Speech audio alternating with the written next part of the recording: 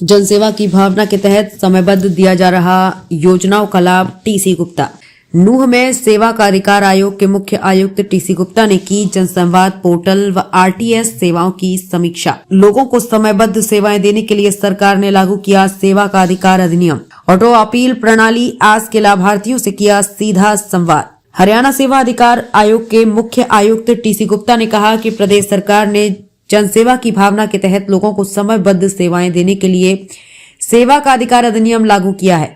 सरकारी सेवाओं का लाभ आमजन को निश्चित समय पर पहुंचे, इसके लिए ऑनलाइन पोर्टल के माध्यम से निरंतर मॉनिटरिंग की जा रही है।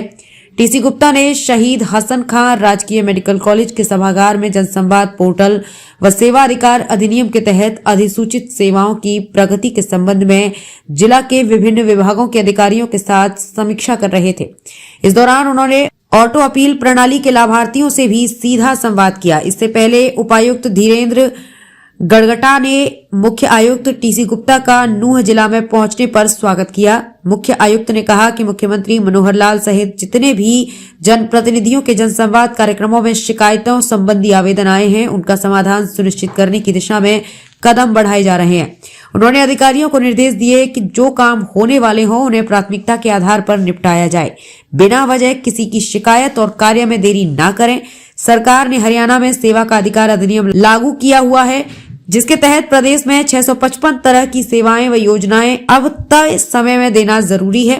हरियाणा सेवा का अधिकार भी अधिसूचित सेवाओं के लाभार्थियों के साथ संवाद कार्यक्रम के दौरान जब हरियाणा सेवा अधिकार आयोग के मुख्य आयुक्त टीसी गुप्ता ने सभागार में मौजूद आम नागरिकों से इस एक्ट के बारे में फीडबैक लिया, तो नागरिकों ने ये सेवा शुरू करने के लिए हरियाणा के मुख्यमंत्री मनोहर लाल व सरकार की योजनाओं की प्रशंसा की।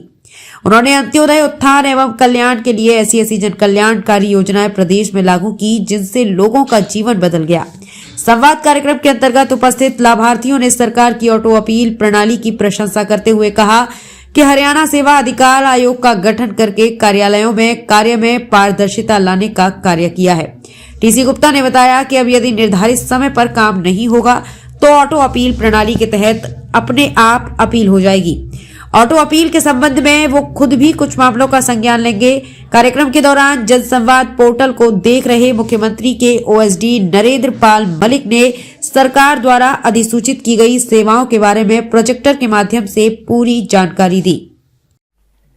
जनसंवाद के अंदर जो माननीय मुख्यमंत्री जी का महत्वाकांक्षी प्रोग्राम है, उसके तहत लोगों की जो जन आकांक्षाएं हैं उसके अनुसार किस प्रकार से कार्य किया जाए, वो संदेश देने के लिए ही माननीय मुख्यमंत्री जी ने मेरी ड्यूटी लगाई है और उसी के तहत के अंदर अब जिले में जा रहे हैं। आज ये मैंने 11वां जिला है और लोगों को ये बताना है कि जो उन्होंने मांगा है उसको दिया जाए, केवल कागजी कार्रवाई से नहीं किया जाए। एक कागजी कार्रवाई कर दी है कि इसने अप्लाई नहीं किया, इसने ये नहीं किया, जो भावना है उस भावना के अनुसार। और कई जगह पे इससे हमें पता भी लगता है कि ये पॉलिसीज़ हैं जिसके कारण में काम नहीं हो सकता।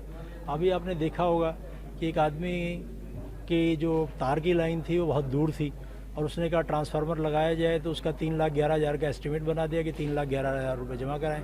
उसने कहा नहीं, मैंने नहीं देना।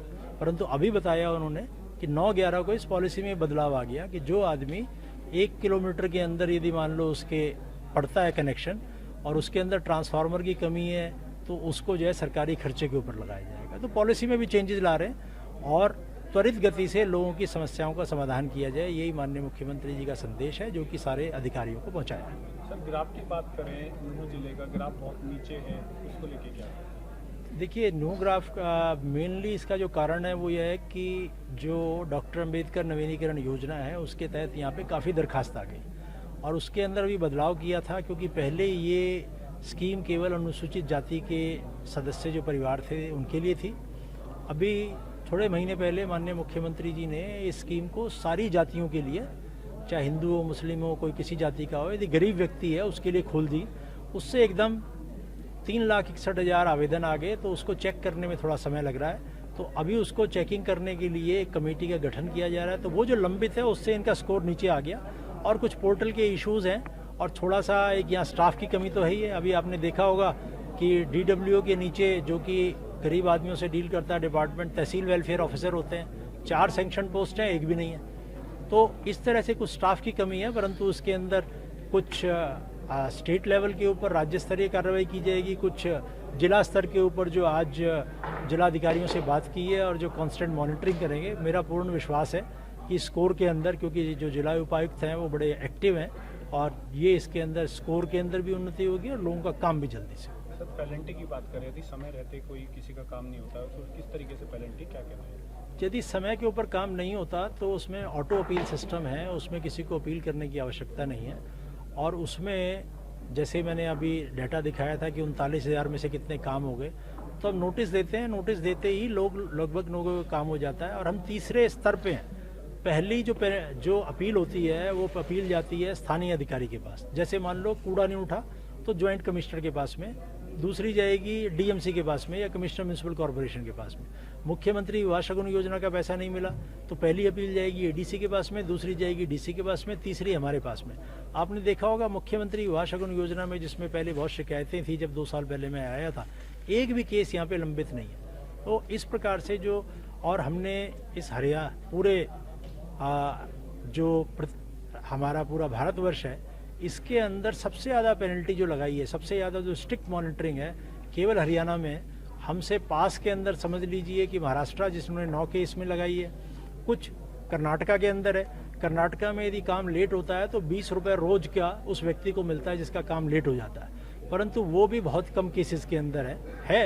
परंतु इतने सालों से काम चल रहा है। हमने केवल पिछले 2 साल के अंदर सारे अधिकारियों के अंदर ये जागृति कर दी है कि या तो लोगों का समय पे काम होगा या उसके अंदर जिम्मेदारी फिक्स की जाएगी। सर मुख्यमंत्री स्वीकृति योजना है जिसके तहत 20-25 साल जिन लोगों को दुकान हो गई है, जैसे भी एक मामला भी आया था, उन लोगों को ऐन समय पे मैसेज दिया जाता है कि आप तुरंत आइए, तुरंत जाके अप्लाई कीजिए। इस पे क्या कहोगे सर? इस पर देखिए, ये नोटिफाइड सर्विस नहीं है, परंतु जिला उपायुक्त महोदय को मैं कहूँगा कि इस प्रकार से नहीं होता, हमें उचित समय दिया जाना चाहिए।